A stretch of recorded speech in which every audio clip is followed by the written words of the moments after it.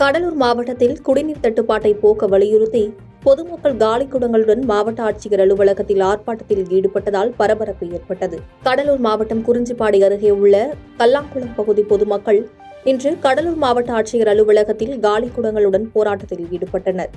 அப்போது அங்கு வந்த போலீசார் போராட்டத்தில் ஈடுபட்ட பொதுமக்களிடம் பேச்சுவார்த்தை நடத்தினர். அப்போது பேசிய பொதுமக்கள் தங்கள் பகுதியில் 500க்கும் மேற்பட்ட மக்கள் வசித்து வரும் நிலையில் 14 ஆண்டுகளாக அரசின் அடிப்படை வசதிகள் ஏதும் முறையாக கிடைக்கவில்லை என்றும், தற்போது கோடைக்காலம் என்பதால் குடிநீர் தட்டுப்பாடு நிலவுவதால் குடிநீர் விநியோகம் செய்ய நடவடிக்கை எடுக்க வேண்டும் என கூறினர். இந்த சம்பவத்தால் அப்பகுதியில் சிறிது நேரம் பரபரப்பு ஏற்பட்டது.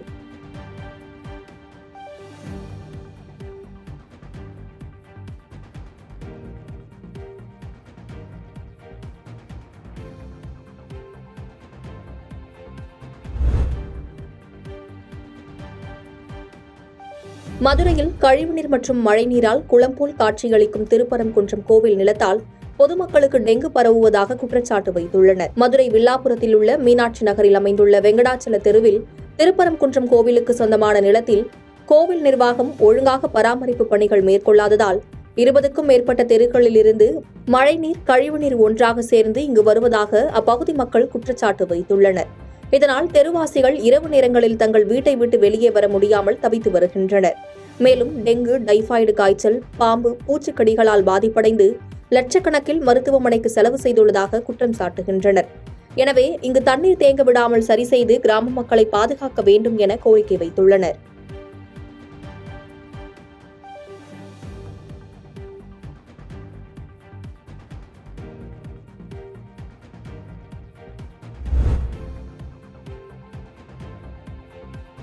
காஞ்சிபுரம் மாவட்டத்தில் சாலையின் நடுவில் ஏற்பட்டுள்ள பள்ளத்தை நெடுஞ்சாலைத்துறையினர் சரி செய்யாததால் மக்களே பள்ளத்தை மணல் போட்டு தற்காலிகமாக மூடியுள்ளனர். காஞ்சிபுரம் மாவட்டத்தில் முக்கியத்துவம் வாய்ந்த படப்பை பகுதியில் நெடுஞ்சாலை அருகே சாலையின் நடுவில் 5 அடி சுற்றுக்கு பெரிய பள்ளம் தோன்றியுள்ளது. இதனால் மிக வேகமாக வருகின்ற வாகனங்கள் இந்த பள்ளத்தில் விழுந்து விபத்து ஏற்படக்கூடிய அபாயம் உள்ளது. மேலும் அப்பகுதி மக்களே அந்த பள்ளத்தை வெறும் மணலை போட்டு தற்காலிகமாக மூடி அருகே கிடந்த பேரிகார்டு ஒன்றை வைத்துள்ளனர். இதனால் தொழிற்சாலைகளுக்கு செல்கின்ற இளைஞர்களும் தனியார் வாகனங்களும் கட்டுப்பாடு இல்லாமல் வேகமாக செல்லும் போது இந்த பள்ளங்களில் விழுந்து படுகாயமடைய வாய்ப்புள்ள நிலையில் நெடுஞ்சாலைத்துறையினர் உடனடியாக பள்ளத்தை மூட வேண்டும் என அப்பகுதி மக்கள் கோரிக்கை விடுத்துள்ளனர்.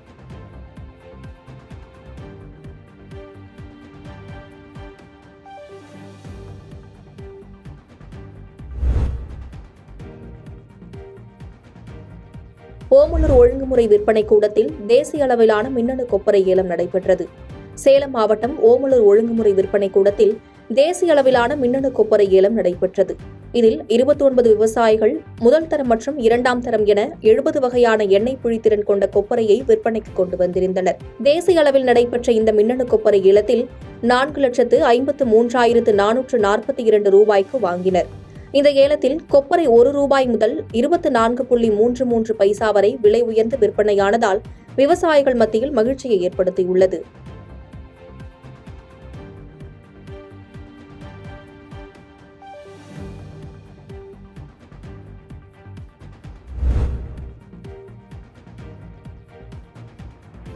நாமக்கல் மாவட்டத்தில் வாக்கு எண்ணிக்கை நாளன்று மேற்கொள்ளப்பட வேண்டிய பணிகள் குறித்து ஆய்வுக் கூட்டம் நடைபெற்றது. நாமக்கல் மாவட்டத்தில் மாவட்ட தேர்தல் அலுவலர் மற்றும் மாவட்ட ஆட்சியர் தலைமையில் வாக்கு எண்ணிக்கை நாளன்று மேற்கொள்ளப்பட வேண்டிய பணிகள் குறித்து ஆய்வுக் கூட்டம் நடைபெற்றது.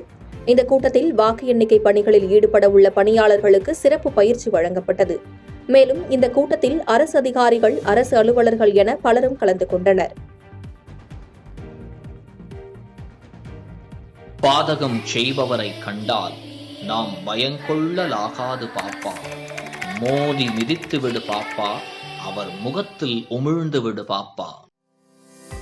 அண்மை செய்திகளை உடனுக்குடன் தெரிந்து கொள்ள இணைந்திருங்கள் இயம்நாடு தொலைக்காட்சியுடன்.